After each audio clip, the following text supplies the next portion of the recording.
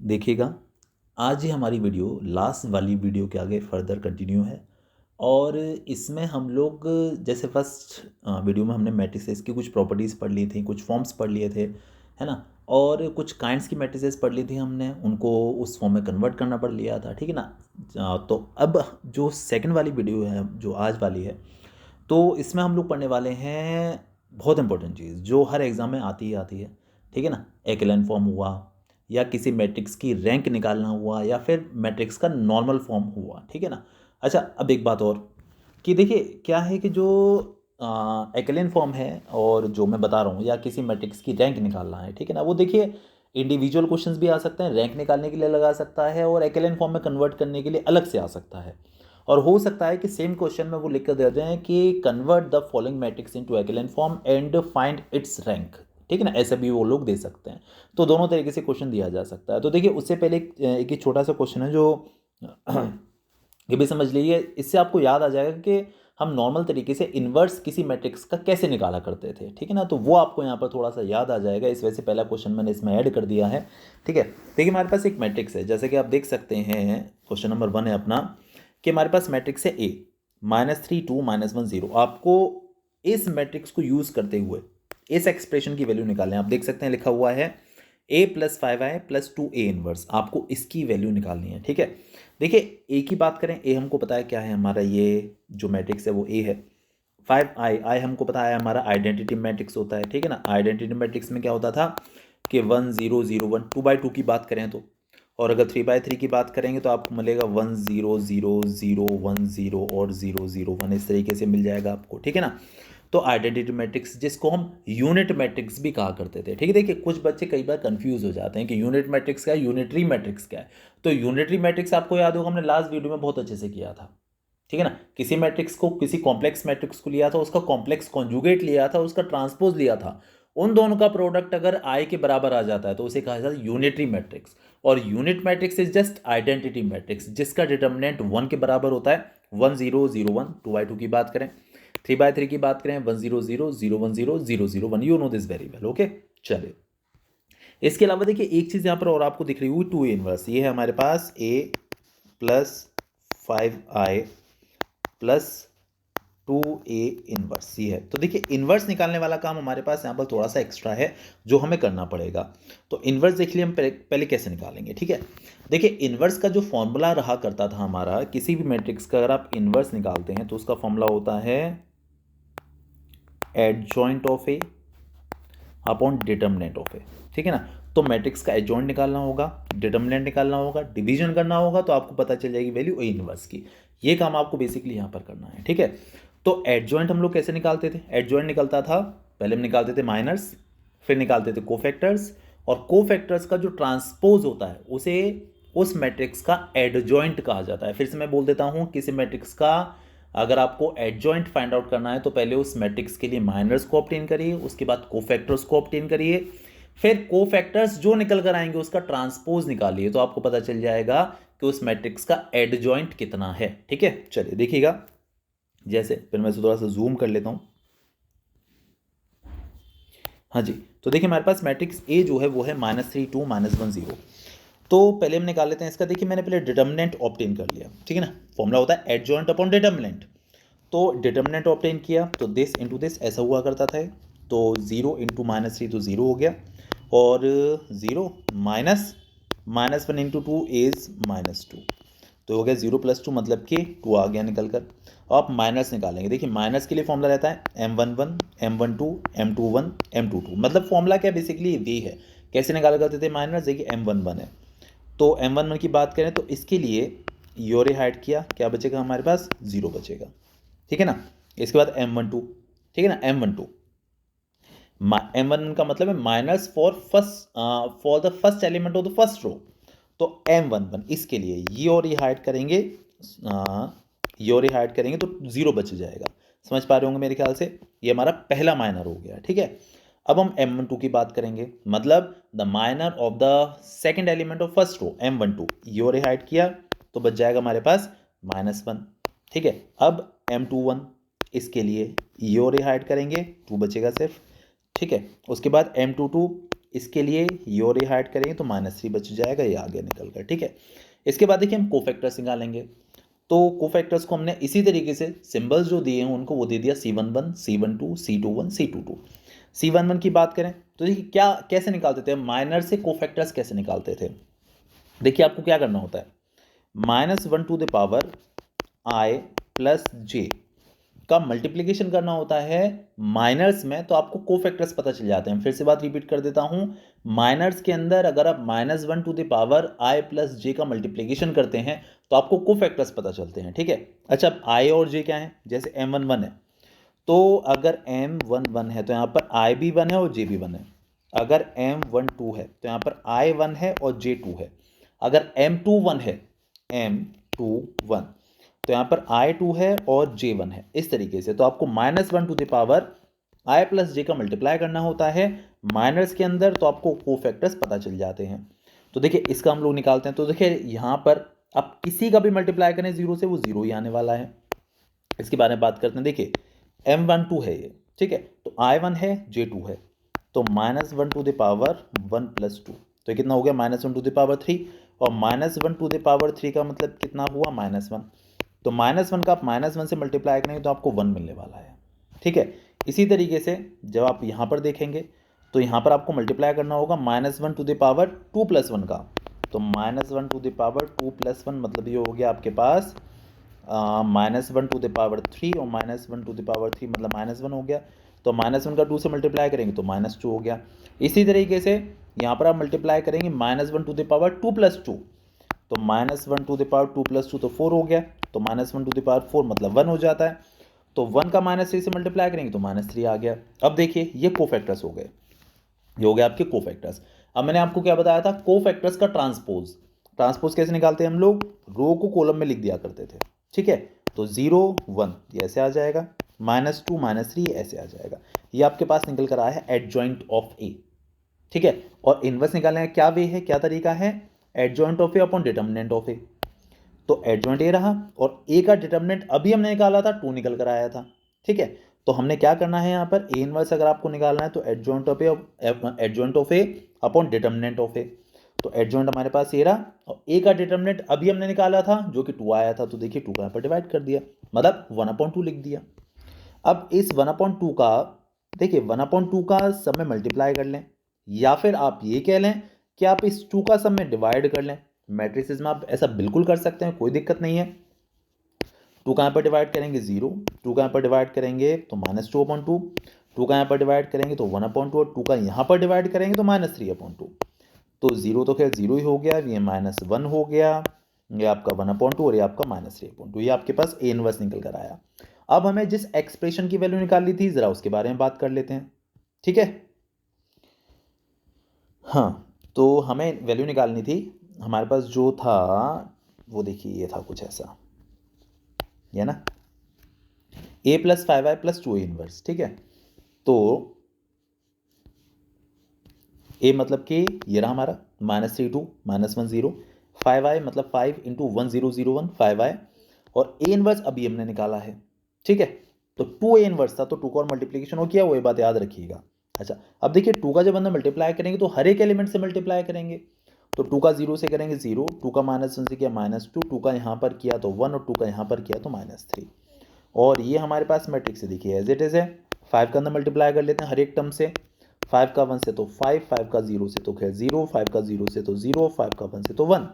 अच्छा, अब देखिएगा, अब आपको तीनों को ऐड कर देना है, तो -3 प्लस 5 प्लस 0 तो 2 आ गया, 2 प्लस 0 प्लस -2 ये देखिए आपका 0 आ गया, ठीक है। इसके बाद -1 प्लस 0 एंड 1 ये भी आपका 0 हो गया, और 0 प्लस 5 और -3 आपका 2 हो गया। आप एक और काम कर सकते हैं, अगर आप इस पूरी मैट्रिक्स में से 2 कॉमन ले लें, 2 बाहर ले लें, तो आपको मिलने वाला है 2 1 0 0 1, ठीक है। आप इसे 2i भी लिख सकते हैं, अगर प्रूविंग के लिए लिख दें prove this is equal to 2i, तो एक ही बात है, ठीक है। तो मेरे ख्याल से क्लियर हो गया वो क्वेश्चन को, ऐसा डाउट वाली बात बिल्कुल भी होनी नहीं चाहिए। इसके बाद the most important part of the matrices, echelon form. ये आना ही आना है, मान के चलिए आप, ये आना ही आना है। अगर एक्लेन फॉर्म जो है आ जाती है एग्जाम में तो जो है बहुत अच्छी बात है, तो बहुत अच्छे समझिएगा एक्लेन फॉर्म है क्या, मैंने सारी प्रॉपर्टी सारी कंडीशन आप लिख दी है कि एक्लेन फॉर्म ऑफ द मैट्रिक्स किस तरीके की होती है, क्या कंडीशन उसके अंदर होती है। ठीक है, देखिए पहली बात सुनिएगा, all non zero rows precede the zero row. क्या कह रहे हैं, अगर कोई मैट्रिक्स ऐसी है जिसमें एक्लेन फॉर्म है तो क्या होगा कि अगर कोई ऐसी रो है जिसमें सारे एलिमेंट जीरो हैं, लाइक जनरली ऐसा लास्ट वाली रो में आपको देखने को मिलने वाला है, नहीं मिलने वाला तो हम रोज को इंटरचेंज कर देंगे, तो लास्ट वाली रो ही जीरो जीरो वाली होगी। इससे पहले सारी जितने भी रोज होंगी वो नॉन जीरो होनी चाहिए, जीरो वाली रो बीच में नहीं आनी चाहिए। लाइक यहां पर ऐसा कुछ 1 फिर 2 फिर 3 फिर आप ये कह सकते हैं 0 फिर 1 फिर 5 कुछ ऐसा।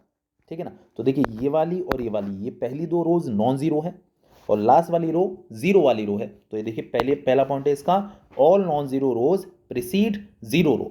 ठीक है ना, जीरो वाली रो से पहले जो है हमारी नॉन जीरो रोज होनी चाहिए, जीरो वाली रो जो है नॉन जीरो से पहले नहीं चलेगी। ठीक है, सेकेंड पॉइंट देखिए क्या है, the number of the zeros preceding the first non-zero element is less than the number of zeros in the succeeding row। क्या कह रहे हैं कि किसी भी रो में जो नंबर ऑफ जीरोज होंगे, नंबर ऑफ जीरोज, जैसे देखिए पहली वाली रो में यहाँ पे कोई जीरो है, कोई जीरो नहीं है, सेकंड वाली रो में यहाँ पर कोई जीरो है, एक है, लास्ट वाली रो में जितने जीरो हैं 3 हैं, मतलब आप देखिएगा ऊपर वाली रो में नीचे वाले से कम ही जीरो आपको मिलेंगे। ये तो लिखा हुआ है the number of zeros in preceding, the number of zeros preceding the first non zero element, है ना, पहला नॉन जीरो एलिमेंट जैसे 1 है, 1 से पहले यहाँ पर जीरो है, एक जीरो है, और नीचे आप देख सकते हैं यहाँ पर 3 जीरो है, तो ऊपर वाली रो में नीचे वाली रो से कम जीरोज होने चाहिए, एक ही कंडीशन हो गई। और देखिए नंबर 3, पहला नॉन जीरो एलिमेंट जो होगा वो हमेशा 1 होना चाहिए, है ना, the first non zero element in a row is unity, unity मतलब 1। देखिए यहाँ पर पहला नॉन जीरो एलिमेंट क्या है 1, यहाँ पर देखिए पहला नॉन जीरो एलिमेंट क्या है 1, और नीचे तो खैर जीरो ही मैट्रिक्स है, बस यही कंडीशन होनी चाहिए। तो इस काइंड की फॉर्म को हम एक्लेन फॉर्म कहते हैं, और इस फॉर्म में कन्वर्ट करने के लिए मैट्रिक्स आती ही आती है। ठीक है, अब समझिएगा एक एग्जांपल, देखिए हमारे पास क्वेश्चन है ये रहा, a is equal to 2 3 4 3 1 2 and -1 2 2, ये हमारे पास कोई मैट्रिक्स है और इसको हमें एक्लेन फॉर्म में कन्वर्ट करना है। कैसे करेंगे जरा समझिएगा अच्छे से। देखिए अभी बात हम लोग बहुत अच्छे से कर रहे थे कि जो सबसे एंड वाली जो मैट्रिक्स, सबसे एंड वाली जो रो होगी वहाँ पर आप जीरो बनाएंगे, उससे ऊपर जितने भी जीरो वाले टर्म्स बनेंगे, जितने भी जीरोज आएंगे ऊपर वाली रोज में वो नीचे वाले से कम आने चाहिए, और पहला एलिमेंट 1 होना चाहिए। तो पहला एलिमेंट 1 बनाने के लिए हमने थोड़ी कोशिशें की, क्या कि हमने R1 के लिए R1 में 2 का डिवाइड कर दिया, या आप ये कह दें कि R1 में 1/2 का मल्टीप्लाई कर दिया। तो देखिए आप यहाँ पर जब 2 का डिवाइड करेंगे या 1/2 का मल्टीप्लाई करेंगे इस रो में, इस पूरी रो में, तो यहाँ मिलने वाला है आपको 1, यहाँ मिलने वाला है देखिए 3/2, यहाँ मिलने वाला है 2।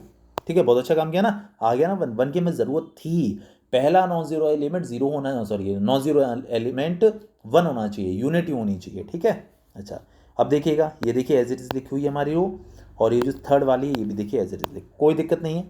अब समझिएगा, देखिए हम यहाँ जीरो बनाते हैं, अभी हम डिस्कस कर रहे थे। ठीक है, तो जीरो देखिए कैसे बनाएंगे, आप R2 के लिए, यहाँ आपका R2 है ना, आप R2 के लिए R2 - 3R1 कर दें, तो 3 का मल्टीप्लीकेशन करके माइनस करेंगे तो देखिए 3 - 3 जीरो आ जाएगा ना यहाँ पर।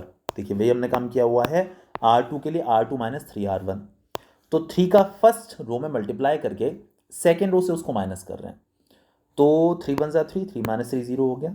ठीक है, देखिए ये पहली वाली रो एज इट इज, इसमें कोई हमने चेंज नहीं किया, चेंज कर रहे हैं सेकेंड रो में, इसमें 3 का मल्टीप्लाई करेंगे तो 9/2, और 1 में से 9/2 को माइनस करेंगे, 1 में से 9/2 को माइनस करेंगे तो -7/2 आएगा। तो देखिए लिखा हुआ है, इसमें 3 का मल्टीप्लाई करेंगे 6, और इस 2 में से 6 को माइनस करेंगे तो देखिए -4 आ गया, और नीचे वाली जो हमारी रो है देखिए वो एज इट इज लिखी हुई है, नो डाउट कोई कंफ्यूजन नहीं है मेरे ख्याल से। ठीक है, अच्छा अब देखिएगा इसके बाद मैंने जो ऑपरेशन लगाया हुआ है, देखिए वो क्या है, R2 के लिए R2 - 3R1 तो कर लिया ना, हाँ ये हमने कर लिया। अब देखिए यहाँ आ जाइए, मैं पैसे लिख दी थी ना जैसे कि अच्छे से दिख जाए इसी पेज पर। अब देखिए अब हमने क्या किया कि R3 के लिए R3 + R1 कर दिया, तो अगर आप इसको और इसको ऐड करोगे तो देखिए यहाँ पर जीरो आ जाएगा, नहीं आ जाएगा, ये तो हमको चाहिए।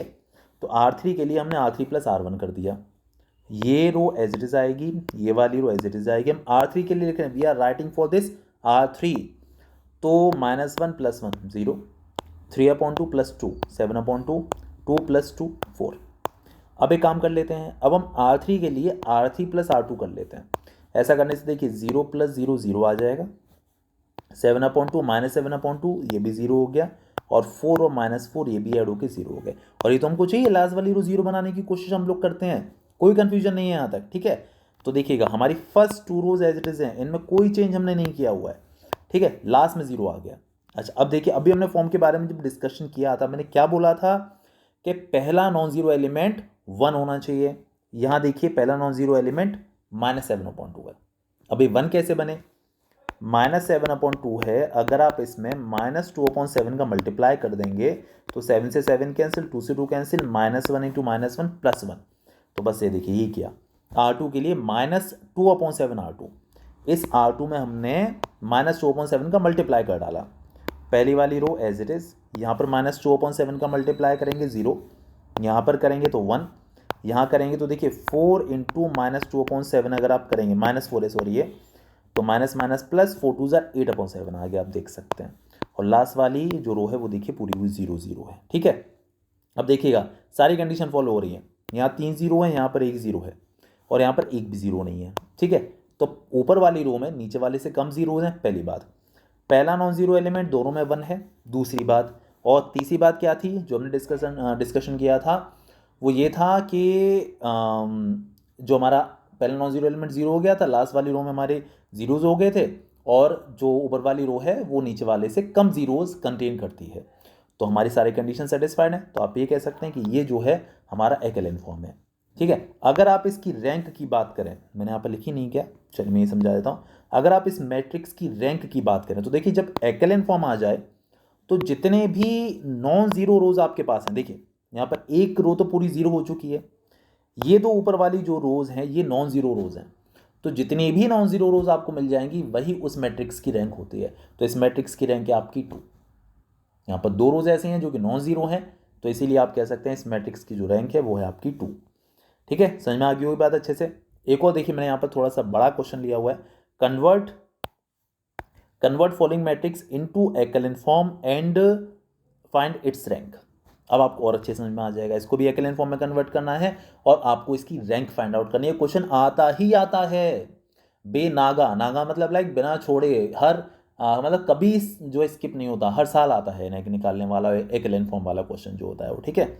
चलिए ये हमारे पास मैट्रिक्स है 1 3 -1 2 0 11 -5 3 2 -5 3 1 एंड 4 1 1 5, ठीक है। फिर से वही फॉर्म बनाने की कोशिश करेंगे, बड़ा ही अच्छा फॉर्म है, देखिएगा। देखिए आप देख सकते हैं यहाँ 2 है, यहाँ 1 है। अगर हम इसमें 2 का मल्टीप्लाई करके इसमें से मतलब R3 में से उसको माइनस कर दें, तो यहाँ 2 का मल्टीप्लाई करेंगे ना 1 से 2 का, तो 2 1 ज़ा 2 और 2 - 2 आप देख सकते हैं यहाँ 0 हो जाएगा। तो देखिए ये काम किया हुआ R3 के लिए, R3 - 2 R1। और यहाँ 4 का मल्टीप्लाई करके अगर इसमें से माइनस कर दें तो यहाँ भी 0 हो जाएगा। तो देखिए दो बातें हमने कर दी, R3 के लिए R3 - 2 R1 और R4 के लिए R4 - 4 R1। तो 2 का मल्टीप्लिकेशन देखिए, पहली वाली row as it is no change, second वाली row as it is no change, third वाली रो में चेंजेस आए हैं। यहाँ 2 का मल्टीप्लाई किया तो 2 - 2 आप देख सकते हैं 0 आ गया। यहाँ 2 का मल्टीप्लाई किया 2 3 = 6, -5 में से आप 6 माइनस करेंगे तो -11। यहाँ पर 2 का मल्टीप्लाई करेंगे -2, और 3 में से आप -2 को माइनस करेंगे तो 5।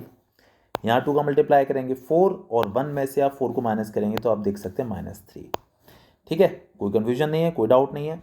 इसके बाद देखिए यहाँ 4 का मल्टीप्लाई करेंगे, 4 में से 4 को माइनस करेंगे तो 0। यहाँ 4 का मल्टीप्लाई करेंगे 12, और 1 में से 12 को माइनस करेंगे -11।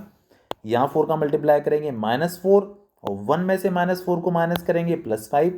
यहाँ 2 का मल्टीप्लाई करेंगे 4 का मल्टीप्लाई करेंगे 8, और 5 में से 8 को माइनस करेंगे तो -3। कोई कन्फ्यूजन नहीं होना चाहिए। चलिए बहुत अच्छी बात। अब एक काम करते हैं, देखिए क्या काम हमने किया हुआ है।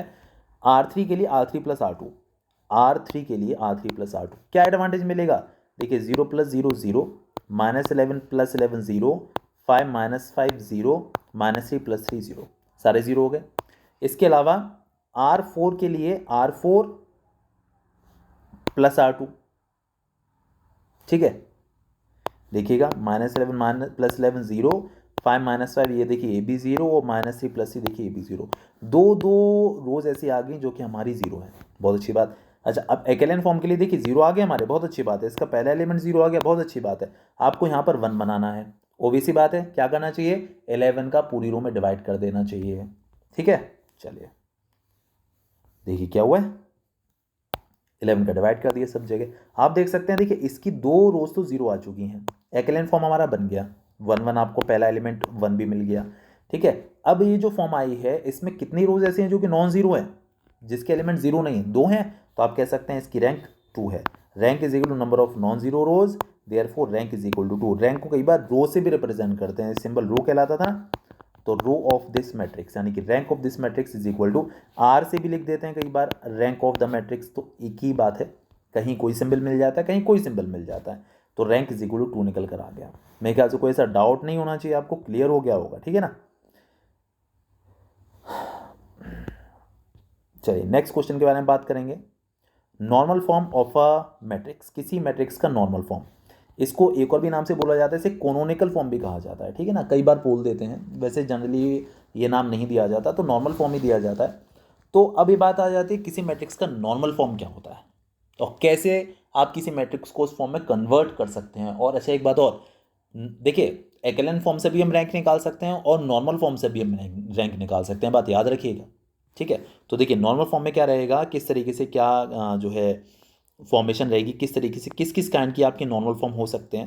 पहली बात देखिए, आपके पास कोई आइडेंटिटी मैट्रिक्स है, आपके पास कोई आइडेंटिटी मैट्रिक्स है तो वो भी नॉर्मल फॉर्म है, ठीक है ना। आई आर का मतलब है identity matrix of rank R, है ना, उसकी रैंक आर होगी, ठीक है ना। आर की जगह पर 2 रैंक भी हो सकते हैं, 3 रैंक भी हो सकती है। देखिए मैंने यहाँ पर आर लिया तो एक एग्जांपल लेके बताया मैंने, 3x3 की हमारे पास ये मैट्रिक्स है, आइडेंटिटी मैट्रिक्स 1 0 0 0 1 0 0 0 1। आप देख सकते हैं, देखिए यहाँ पर तीनों ही रोज नॉन जीरो हैं, नॉन जीरो मतलब जिनके सारे एलिमेंट जीरो नहीं है। तो आप कह सकते हैं दिस इज I3 और इसकी रैंक सीधे सीधे 3 है। ये ऑलरेडी एक्लेन फॉर्म है, आप देख सकते हैं, नहीं सॉरी, हाँ ये ऑलरेडी एक्लेन फॉर्म है जैसा आप देख सकते हैं, ठीक है ना। तो ये हमारे पास I3 हो गई, ठीक है। जैसे सेकेंड में नॉर्मल फॉर्म किया एक्लेन फॉर्म, ये नॉर्मल फॉर्म वाली कंडीशन आ गई थी, ये नॉर्मल फॉर्म ऑलरेडी है, ठीक है ना। और इसमें आप देख सकते हैं 3 हमारे पास रोज ऐसी हैं जो कि नॉन जीरो है, इसी वजह से इसकी रैंक 3 हो गई। इसके बाद देखिए ये भी हमारे पास एक जो है मैट्रिक्स है, ये भी नॉर्मल फॉर्म है, नॉर्मल फॉर्म बनाएगी हमारा आई आर उसके बाद 0। इसका मतलब क्या है कि हमारे पास एक तो आइडेंटिटी मैट्रिक्स होगी, उसके बाद एक कॉलम हो सकता है जिसके सारे एलिमेंट 0 0 होंगे। आप देख सकते हैं यहाँ पर ये जो है I2 है, एक 2x2 की आइडेंटिटी मैट्रिक्स है इस वजह से, और इसकी रैंक 2 हो जाएगी। और देखिएगा इस तरीके से भी हो सकती है IR0, मतलब IR0 मतलब एक आइडेंटिटी मैट्रिक्स है और उसके नीचे जो रो है वो 0 है, ठीक है ना। और यहाँ पर 2x2 की आइडेंटिटी मैट्रिक्स है, इसलिए इसकी रैंक भी 2 हो जाएगी I2, ठीक है। और देखिएगा इस तरीके की का भी फॉर्म भी आ जाता है नॉर्मल फॉर्म में, कि यहाँ पर कोई आइडेंटिटी मैट्रिक्स होगी और कुछ जीरो वाले कॉलम भी ऐड हो सकते हैं, कुछ जीरो वाली रोज भी ऐड हो सकती हैं। जैसे आप देख सकते हैं 1 0 0 1, यहाँ पर जीरो वाला एक कॉलम, जीरो वाली एक रो। तो यहाँ पर भी आप देख सकते हैं 2x2 की आइडेंटिटी मैट्रिक्स है तो इसकी भी रैंक 2 ही हो जाएगी। तो ये जो फॉर्म्स होती हैं जहाँ पर आइडेंटिटी मैट्रिक्स आप यूज़ कर लेते हैं, उसके अलावा जीरो वाला कॉलम भी आ सकता है, जीरो वाली रो भी आ सकती है, और जीरो वाले रो और कॉलम दोनों भी आ सकते हैं, और एक खाली आइडेंटिटी मैट्रिक्स भी हो सकती है। तो 4 तरीके की जो फॉर्म है मैट्रिसेस की, नॉर्मल फॉर्म होती हैं। और यहाँ पर क्या है कि ये क्वेश्चन आपको दे सकते हैं किसी मैट्रिक्स को नॉर्मल फॉर्म में कन्वर्ट करने के लिए। जैसे आप देख सकते हैं मैंने यहाँ पर क्वेश्चन किया हुआ है, convert following matrix into normal form. आपको इस मैट्रिक्स को नॉर्मल फॉर्म में कन्वर्ट करना है, ठीक है। देखिए अच्छा सवाल है, थोड़ा समझने की कोशिश करिएगा। ए हमें एक मैट्रिक्स दी हुई है 1 2 3 4 2 1 4 3 3 0 5 -10, आपको इसे नॉर्मल फॉर्म में कन्वर्ट करना है। देखिए एक बात और, जब भी नॉर्मल फॉर्म आपके पास आ जाए तो आपको दिमाग में टारगेट करना चाहिए कि मुझे किस तरीके का फॉर्म बनाना है। क्या होता है नॉर्मल फॉर्म में, आपका जो फर्स्ट एलिमेंट है देखिए वो आपको, मतलब आप आइडेंटिटी मैट्रिक्स बनाने की कोशिश करिए, आप लोअर ट्रायंगुलर एलिमेंट्स को जीरो करने की कोशिश करिए तो आपका काम बनता चला जाता है, ठीक है। देखिए हमारे पास ये 1 है, अगर हम यहाँ 2 का मल्टीप्लाई करके माइनस करते हैं इस वाले 2 में से, तो आप देख सकते हैं आपका यहाँ 0 हो जाएगा। अगर हम यहाँ पर 3 का मल्टीप्लाई करके इस 3 से माइनस कर दें तो यहाँ भी देखिए 0 हो जाएगा। तो देखिए वही हमने ऑपरेशन यहाँ पर दोनों लगाए हुए हैं एलिमेंट्री ऑपरेशंस कि R2 के लिए R2 माइनस 2R1 और R3 के लिए R3 माइनस 3R1। तो देखिए 2 का यहाँ मल्टीप्लाई करेंगे 2 और इस 2 में से उस 2 को माइनस करेंगे तो देखिए 0। यहाँ पर देखिए 2 का मल्टीप्लाई करेंगे 4 और इस 1 में से 4 को माइनस करेंगे तो -3। यहाँ पर 2 का मल्टीप्लाई करेंगे 6 और 4 में 6 को माइनस करेंगे -2। यहाँ पर 2 का मल्टीप्लाई करेंगे 8 और 3 में से 8 को माइनस करेंगे तो -5। ठीक है। इसके अलावा ये जो लास्ट वाली की बात करें तो यहाँ पर हम 3 का मल्टीप्लाई करेंगे 3 और 3 में से 3 माइनस किया तो 0। यहाँ पर 3 का मल्टीप्लाई किया तो 6 और 0 में से 6 माइनस किया -6। यहाँ पर 3 का मल्टीप्लाई किया 9 और 5 में से 9 को माइनस किया -4। यहाँ पर 3 का मल्टीप्लाई किया 12 और -10 में से 12 को माइनस किया -22। कोई डाउट नहीं होना चाहिए मेरे ख्याल से। चलिए बहुत अच्छी बात है। अब देखिएगा, देखिए identity matrix, remember my words, identity matrix बनानी है 1 0 0 0 1 0 0 0 1 इस काइंड की। तो देखिए अब आपको ये भी 0 बनाने पड़ेंगे, ठीक है ना। 1 0 0 ऐसा होता है ना। तो यहाँ 2 का मल्टीप्लाई करके आप इसमें से इसको माइनस कर दीजिए, यहाँ 3 का मल्टीप्लाई करके इसमें से इसको माइनस कर दीजिए और यहाँ 4 का मल्टीप्लाई करके इसमें से भी माइनस कर दिए। तो ये भी देखिए तीनों 0 हो जाएंगे। तो देखिए लगाया हमने C2 के लिए C2 माइनस 2C1, C3 के लिए C3 माइनस 3C1, C4 के लिए C4 माइनस 4C1। तो यहाँ पर हमने क्या किया, 2 का मल्टीप्लाई किया और 2 में से 2 को माइनस किया, देखिए 0 ये आ गया ना। अच्छा अब देखिएगा यहाँ पर हमने 3 का मल्टीप्लाई किया और 3 में से 3 माइनस किया, 0। अच्छा अब देखिए यहाँ पर हमने 4 का मल्टीप्लाई किया, 4 में से 4 माइनस किया तो देखिए 0। बाकी सब कुछ देखिए एज इट इज़ लिखा हुआ है, नो चेंजेस नो चेंजेस। ठीक है, कोई मेरे ख्याल से डाउट नहीं होना चाहिए यहाँ तक, तो है ना। चलिए इसके बाद देखिए मैंने ऑपरेशन लगाया हुआ है यहाँ पर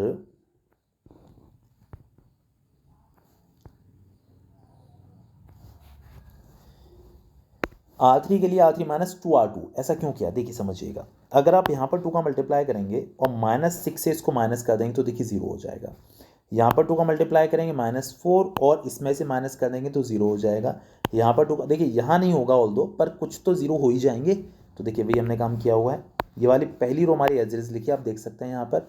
सेकेंड वाली रो भी देखिए एज इट इज़ लिखी हुई है हमारी, नो चेंजेस। इसके बाद 0 जो था हमारा वो देखिए एज इट इज़ है। यहाँ पर 2 का मल्टीप्लाई किया, -6 में से माइनस किया तो आपको मिल जाएगा देखिए 0। इसी तरीके से यहाँ पर 2 का मल्टीप्लाई करेंगे, -4 से उसको माइनस करेंगे तो देखिए ये भी 0। और लास्ट वाला जो -22 है वो देखिए हमारे यहाँ एंड में एज इट इज, नहीं -22 नहीं सॉरी, यहाँ पर 2 का मल्टीप्लाई भी करना था ना। तो -10 और -22 से उसको माइनस करेंगे तो ये 12 आ जाएगा। एंड में 12 लिखा हुआ है, अरे यार एंड में यहाँ पर 12 है, एंड में 12। ठीक है, आप देख सकते हैं। चलिए अब देखिए बढ़ते हैं आगे। जी हाँ, अच्छा अब देखिएगा जो हमारी फॉर्म है उस फॉर्म को हमें ध्यान रखते हुए चलना है। देखिए अब आगे क्या कंडीशन आती है, देखिए आइडेंटिटी मैट्रिक्स आपको बनानी है तो 1 0 0 तो मुझे दिख रहा है, यहाँ होना चाहिए 0 1 0, ऐसा कुछ होना चाहिए, राइट, ऐसे होना चाहिए ना। तो इसमें आप 3 का डिवाइड कर सकते हैं, -3 का सॉरी, इस पूरे कॉलम में, इस पूरे कॉलम में आप -2 का डिवाइड कर सकते हैं। तो देखिए वही हमने काम किया हुआ, -3 कहाँ पर डिवाइड किया तो यहाँ 1 आ गया, -2 कहाँ पर डिवाइड किया देखिए यहाँ भी 1 आ गया, आप देख सकते हैं -2 की ये पर 1 आ गया। ठीक है, बाकी सब कुछ एज इट इज़ चल रहा है। ठीक है, अब देखिएगा ज़रा समझिएगा, यहाँ पर आप लास्ट वाली रो में आप 12 का डिवाइड कर लीजिए तो देखिए यहाँ पर 1 हो जाएगा, हो गया ना 1, कोई डाउट नहीं मेरे ख्याल से। अब आप एक और काम कर सकते हैं, ठीक है ना, वो क्या कि आप C3 में से C2 को माइनस कर दें, या काम आप ऊपर भी कर सकते थे। तो देखिए ऐसे क्या होगा कि 1 - 1 यहाँ पर भी आपका 0 हो जाएगा। ठीक है, तो C3 में C2 माइनस कर दिया, आप देख सकते हैं वाला C3 के लिए C3 माइनस C2, तो 1 - 1 देखिए आपका 0 हो जाएगा। ठीक है, अच्छा अब इन दोनों को आप आपस में इंटरचेंज कर सकते हैं, ठीक है ना, इन दोनों को आप आपस में इंटरचेंज कर सकते हैं। इससे पहले मैंने कोई और ऑपरेशन लगाया था क्या, हाँ एक और भी ऑपरेशन लगा हुआ है यहाँ पर, उसको 0 एक और बार बना लिया है। कैसे देखिएगा, यहाँ 5 का मल्टीप्लाई किया, इन दोनों को आप ऐड कर लें, देखिए ये देखिएगा C3 के लिए C3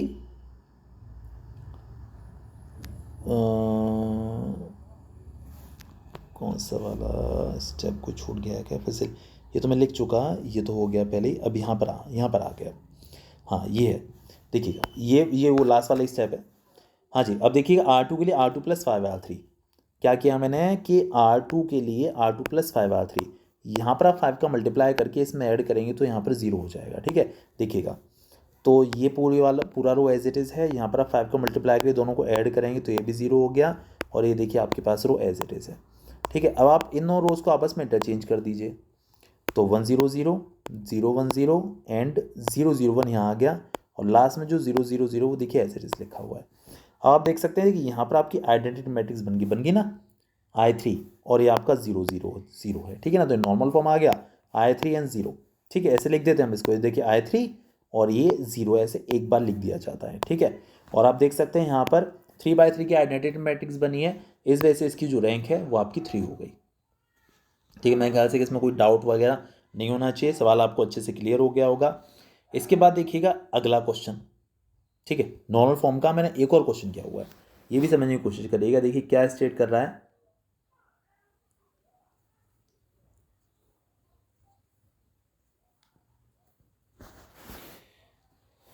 हाँ देखिएगा, सवाल पे ध्यान दीजिए। To find rank of the following matrix by reducing the normal form, आपको इसको नॉर्मल फॉर्म में कन्वर्ट करना है और इसकी रैंक आपको फाइंड आउट करनी है। मतलब दोनों बातें आ गई, एक्लन फॉर्म में दोनों बातें दे देते हैं, नॉर्मल फॉर्म में दोनों बातें दे देते हैं। ठीक है, तो देखिए पहले तो हमारा टारगेट होना चाहिए नॉर्मल फॉर्म बनाने का, आइडेंटिटी मैट्रिक्स बनाने का। देखिए सबसे पहला काम, देखिए मैंने लिखा हुआ है, अगर आप इन दोनों को प्लस करके 7 से माइनस कर दें तो 0 हो जाएगा, नहीं हो जाएगा नीचे। देखिए ये काम हमने किया हुआ है R3 के लिए, R3 - R1 + R2, इसको ऐड किया। ठीक है,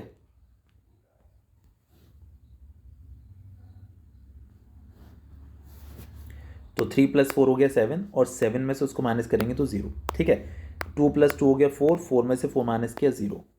ठीक है, -1 + 6 हो गया 5, 5 में से 5 माइनस किया, देखिए 0। कोई डाउट नहीं मेरे ख्याल से, कोई कंफ्यूजन। अब देखिए ज़रा, देखिए आपको यहाँ पर 1 बनाना है सबसे पहले, तो आप एक काम कर लीजिए, इसमें से इसको माइनस कर लीजिए, क्या होगा उससे 3 - 2 यहाँ पर 1 आ जाएगा। तो देखिएगा C1 के लिए C1 - C2 क्या हुआ है, 3 - 2 किया 1 आ गया, 4 - 2 किया 2 आ गया, और 0 - 0 करेंगे तो फिर 0 ही आ जाएगा।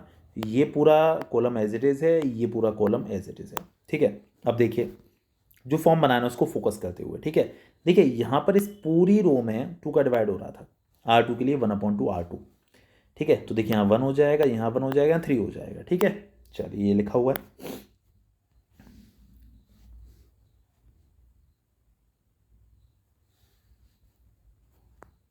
R2 हो गया, चलिए बहुत अच्छी बात।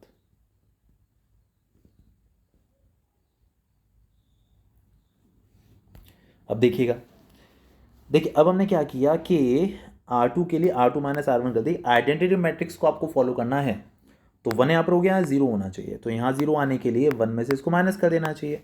तो R2 के लिए R2 - R1, तो 1 - 0, 1 - 1 0 हो गया, 1 - 2 ये -1 हो जाएगा, और 3 - -1 देखिए आपका 4 हो जाएगा। ठीक है, अच्छा अब देखिएगा यहाँ पर हम 0 बनाने की कोशिश करेंगे। ठीक है ना, यहाँ पर हम लोग 0 बनाने की कोशिश अगर करेंगे तो C2 के लिए मैंने C2 - 2C1 किया हुआ है, यहाँ पर 2 का मल्टीप्लाई करके 2 में से इस 2 को माइनस किया तो देखिए 0।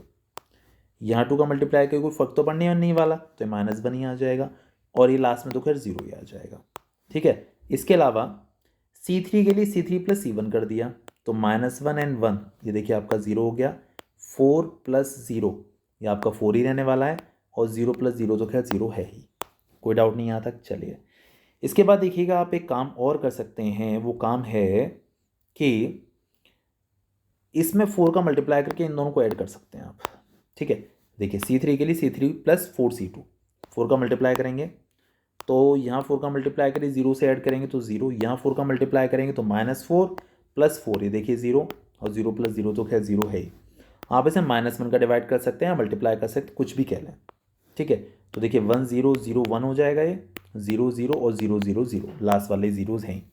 आप देख सकते हैं 2/2 की आइडेंटिटी मैट्रिक्स बन गई, उसके अलावा ये भी 0 ये भी 0, तो ये वाला फॉर्म आ गया ये, जिसमें रो और कॉलम दोनों जीरोज आपको मिल गए हैं, और क्योंकि 2/2 की आइडेंटिटी मैट्रिक्स आपको मिली है तो इसी वजह से इसकी रैंक आपकी 2 हो जाएगी।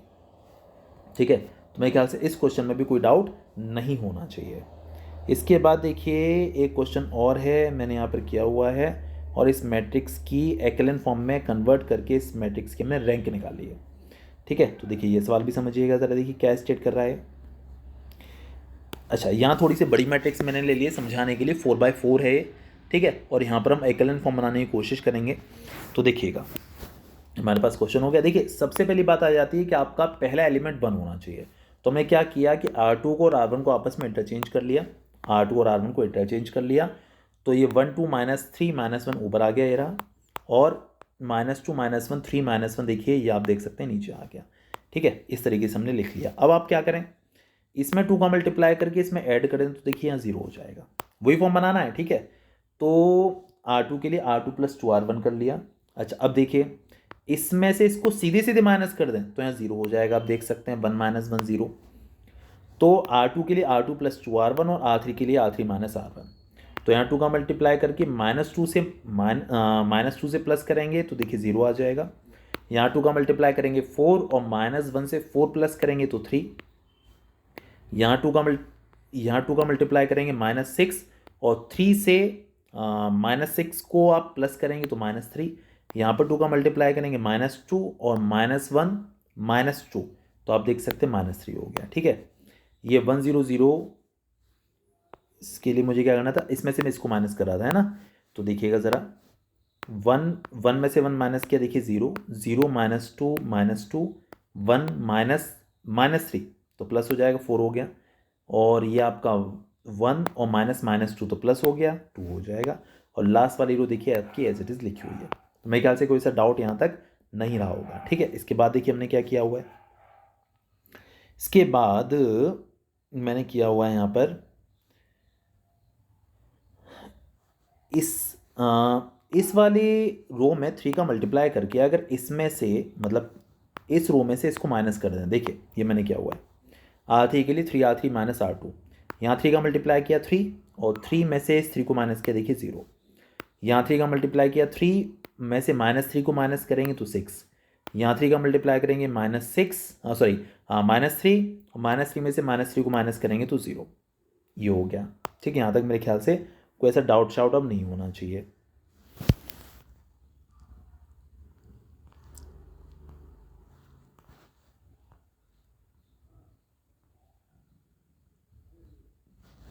ठीक है, इसके बाद देखिएगा ज़रा, हमारे कुछ बन गए ज़ीरो वगैरह। अच्छा, अब देखिए अभी हम बाकी भी ज़ीरो बनाने की कोशिश करेंगे। तो आप एक काम और कर सकते हैं, वो क्या कि अगर हम यहाँ पर मल्टीप्लिकेशन करें 2/3 का, यहाँ पर देखिए 3 है ना, तो 3 में अगर आप 2/3 का मल्टीप्लाई करेंगे, 3 से 3 हट जाएगा, क्या बचेगा 2, और 2 में -2 प्लस करेंगे, देखिए 0 आ जाएगा, है ना। बस वही चीज़ फॉलो करते चले जा रहे हैं। तो R3 के लिए हम लोग कर रहे हैं R3 + 2/3 R2, इसमें 2/3 का मल्टीप्लाई करके इसमें ऐड कर रहे हैं। तो यहाँ पर 2/3 का मल्टीप्लाई किया तो 2, और 2 और -2 को ऐड किया तो देखिए 0। यहाँ पर 2/3 का मल्टीप्लाई करेंगे -2, और 4 में आप -2 को ऐड करेंगे तो देखिए 2। यहाँ पर आप 2/3 का मल्टीप्लाई करेंगे तो -2 और +2, देखिए 0 आ गया है। कोई दिक्कत नहीं है। देखिए आप यहाँ पर पूरी रो में 2 का डिवाइड कर दीजिए, यहाँ पर पूरी रो में 6 का डिवाइड कर दीजिए। कर दिया, देखिए R3 के लिए 1/2 R3, और R4 के लिए 1/6 R4। देखिए ये वाली row as it is no change, ये वाली रो देखिए हमारी as it is no change. इसमें 2 का डिवाइड किया 1 आ गया, यहाँ पर इसमें 2 का डिवाइड किया, यहाँ पर भी देखिए 6 का डिवाइड किया 1 आ गया। अब आप इसमें से इसको माइनस कर दीजिए, तो यहाँ 0 है। लास्ट वाली रो 0 बनानी है ना, तो यहाँ 0 आ जाएगा। ये वाला काम भी कर लिया हमने, देखिएगा। अब देखिए ये आ गई कंडीशन। अब कुछ ऐसा कुछ हो नहीं पा रहा कि ये वाला 1 ख़त्म हो जाए, क्योंकि अगर आप इन दोनों को ऐड करेंगे तो देखिए यहाँ -1 आ जाएगा, मतलब यहाँ तो 0 आ जाएगा, लेकिन यहाँ 1 आ जाएगा और यहाँ भी -1 आ जाएगा, तो कुछ अब होने नहीं वाला है। ये लास्ट वाली रो ही इसकी जो है वो मिलेगी।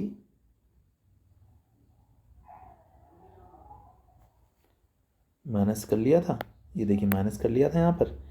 ठीक है, और तो कुछ होने नहीं वाला। हाँ, आप यहाँ पर, अच्छा एक बात और, एकलन फॉर्म की बात करें तो देखिए यहाँ पर 1 और आना चाहिए था, तो आप इस पूरी रो में 3 का डिवाइड कर दीजिए, तो यहाँ पर आ जाएगा देखिए 1, यहाँ पर आ जाएगा -1, यहाँ पर आ जाएगा -1। ठीक है, बस और तो कुछ नहीं होने वाला, क्योंकि उसका फर्स्ट नॉन ज़ीरो एलिमेंट 0 होना चाहिए, वो वाली बात आ जाती है। नॉन ज़ीरो एलिमेंट 1 होना चाहिए, वो वाली बात आ जाती है। तो बस हमने ये काम कर लिया। अब आप देख सकते हैं इसकी 2 रोज़ नॉन ज़ीरो हैं, बाकी 3 रोज़ नॉन ज़ीरो, बाकी 1 रो ज़ीरो है, तो इसकी रैंक 3 हो जाएगी। तो आप इतने क्वेश्चंस की प्रैक्टिस करिए, बाकी कल बात करते हैं। Okay bye. क्वेश्चन ज़रूर करते चले आइए अच्छे से, ठीक है ना। थोड़ी ज़्यादा प्रैक्टिस करेंगे ज़्यादा अच्छी बात है, क्योंकि एक्सेलेंट फॉर्म हुआ, नॉर्मल फॉर्म हुआ, इसमें ज़्यादा प्रैक्टिस की थोड़ी ज़रूरत रहती है, ठीक है। चलिए ओके बाय।